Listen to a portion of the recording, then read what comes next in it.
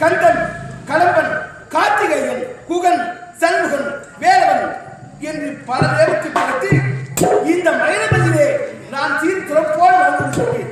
இருந்தாலும் இந்த முருகன் தோன்றிய காரணம் ஒரு ஐதீகமே இருக்கிறது. இதற்கு மூல காரணம் இந்த உலகத்தை 3 திக்குகளால் பிரித்து அதற்கு ஆயிரம் வீரவதிகளை பெயர் கொடுத்து அது ஆண்டு வந்தவன் அசுரவேந்தன், சூரவந்தன், தாரகன், சிங்கவன். இந்த உலகத்தை ஒரு குளிர்ந்து ஆண்டு நிறுத்தி ஈசனை குறித்து அறுபது வத்தை செய்து யாருமே பெற முடியாத வளத்தை பெற்றார். அது என்ன வரம்? இந்த அண்டம் 1008 அண்டம். இதை அடைந்திருப்பது 108 சதுர். ஒரு சதுருக்கு 4 யுகம் அடக்கம். இப்ப சொல்றாங்க கிரேதா, கோபரி, கலி, அதை போன்று 4 யுகம் அடக்கம். அந்த 108 சதுரை அது கூட்டி பார்த்தால் அது கணக்கு எவ்வளவு தெரியுமா? 435 யுகருக்கும் நான் வாழ வேண்டும் கேட்டான் சூரபத்மன். ஆண்டவன் கொடுத்து விட்டார். அதன் பிறகு இந்த உலகத்தை பார்க்கின்றான், ஈசனை பார்க்கின்றான், உலகத்தை பார்க்கின்றான். ஏனென்றால் மனிதனுக்கு இருப்பது ஒரு சிரம், ஈசனுக்கு இருப்பது 5 சிரம். ஆண்டவனே, இந்த உலகத்திற்கு ஒரு தலை படைத்த மனிதன் ஈசா, உங்களால் எனக்கு அழிவே வரக்கூடாது கேட்டார். அதையும் கொடுத்து விட்டார். 2 வரும். 3ஆம் வரும். இந்த உலகத்தை ஒரு குழந்தை பிறப்பிருந்தால் ஒரு ஆணு பெண்ணு சேர்ந்துதான் ஒரு குழந்தை பிறக்கிறது. ஆனால் அப்படி ஆணு பெண்ணு சேர்ந்த குழந்தையால் எனக்கு ஆபத்தே வரக்கூடாது கேட்டார். அதையும் கொடுத்து விட்டார். வரத்தை கொடுத்தது வைத்து வாழ்வான் இருந்தால் ஆண்டவன் வரத்தை கொடுத்தார். ஆனால் இருபார்ப்பாய்ப்பு சூழ்நிலை சென்றான். தேவனை அடித்து நாட்டுதான். அடிப்பொருட்கள் தேவப்பட்டு எல்லோரும் சென்று ஈசனத்தை முறையிட்டார்கள். அந்த ஈசன் சொன்ன வார்த்தை, எப்பா அந்த சூரவன் அழிக்க இப்போது என்ன முடியாது. ஏன்? எனக்கும் சக்திக்கும் வாழ்க்கை வருது.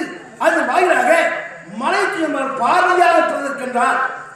அவளை மணந்து அது வாயிலாக 5 ஒரு 6 குழந்தை உற்பத்தி செய்து சூர சம்மாரம் செய்து என்று வாக்கு கொடுத்தார்.